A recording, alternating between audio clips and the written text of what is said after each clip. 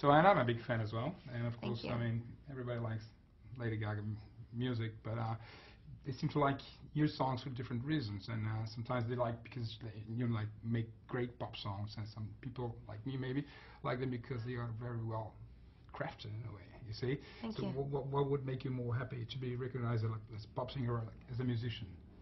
Or both? As both. I'm all right with both. I think it's kind of nice the way that I feel I've been able to grow up in public. It hasn't always been that way because years ago artists' work was much more contained and there was no internet and the media wasn't so invasive. And journalism was a bit different. So now I feel that in a way I've been in my infancy and growing up in public. So it's I've tried to turn it into a positive thing, and it's actually been quite nice. Well, indeed, and then it's funny they say things change, and you were right there at the right time. So the fact that you have this breakthrough success all over the world, it's also a matter of timing in a way. Would you say that? Because I mean, songs are good, and I mean, even if you had composed them in the 80s or 90s, it doesn't matter. They would be like acknowledged in a way. But I believe you're an artist of your time.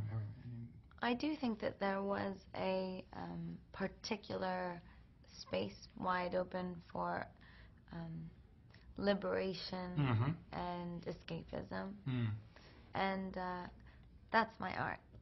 My art is liberation. So everything from the videos to the music to the fashion and the way I dress.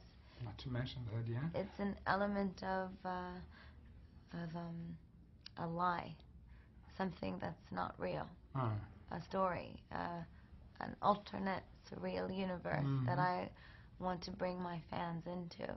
It's my true lifestyle, but that's the excitement around the live show. Is my fans come and they're able to go somewhere else. But how calculated is this, or it's just something that you would have done anyway? I mean, how much is this? You have like planned that before. So if I want to reach as many people as I want, I have to do this and this and show this alternative lifestyle or something, or did it come naturally? It became organic. It was organically. It's my aesthetic, and I've always been a performance artist, even when I was in New York. Around 19 years old, that's when the performance art element began. Before I was more into kind of hippie music. But it is calculated in the sense that I really think about the work. And I was an art history student, and I was a music student and studied piano. And when I write pop songs, I write them in a very specific structure and way. Well, I can realize that, yeah. Because I know where the hooks need to be, and I know where it needs to punch and when it needs to open. I guess that's my talent is creating liberating works that are fit into a very specific sort of pop art method. Well, but the great art maybe is not to show all this on the songs, you see, because some people just don't realize how much, again, craftsmanship you put behind them, and for a regular listener, maybe they're just great pop songs. Is that so? But that's okay. That's fine. The simplicity in it is what makes it universal. It's easy to sing along to. The Beatles, actually, if you listen to Beatles music, it has this very simple, lovely quality to it. But if you're a musician, you know that they're changing time signatures and keys all the time, and it's quite complicated. It just feels simple. Hey, but listen, when you were a kid and you were like listening to songs and pop songs, would you approach them as like craft songs or just like pop songs? How would you interpret? How do you listen to this music? Even you mentioned the Beatles. When I was younger, no. When I was younger, I just loved music. But that's what's great about music. You don't have to know anything about it to appreciate it, and that's what's great about any art. You don't have to know anything about Picasso to love Picasso. But if you're creating it yourself, you have to know about it. Brilliant. But then you're putting like maybe even now you're putting more elements to your your art, maybe it's not just about music anymore. I mean, it's about a whole visual, a whole look, a whole, maybe even some politics behind that. So, I mean, did you feel like, as your songs broke through, did you feel more powerful that it could, hey, maybe I could show these people, maybe I can give these people some other message as well, like visually, intellectually, or something like that? Well, once I got into the music industry, commercially, I realized that I was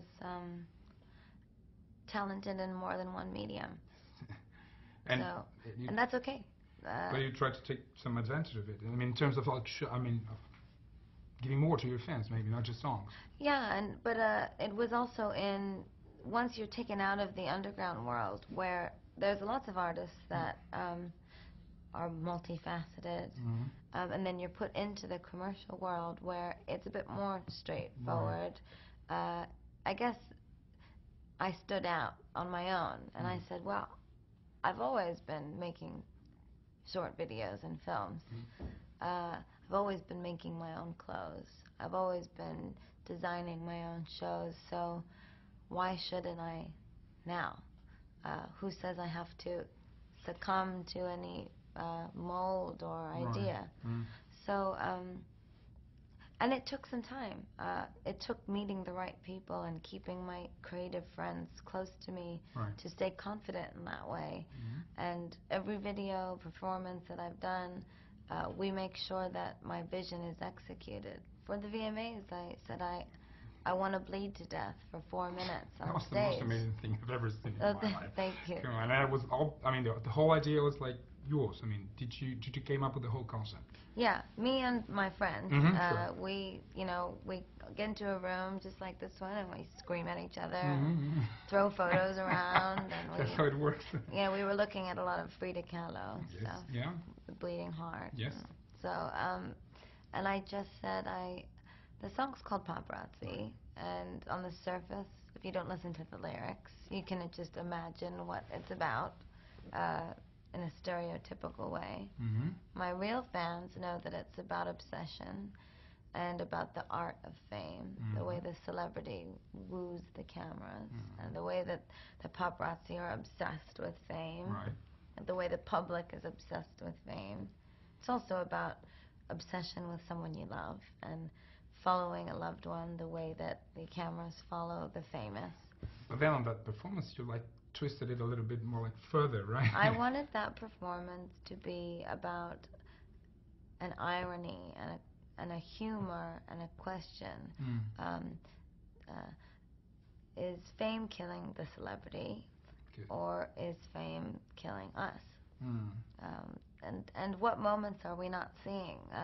Today, the paparazzi takes pictures that are wild, like you're watching somebody in one of the most horrific moments of their life, and it's captured and it's world news. But when Marilyn Monroe died, nobody took that photo.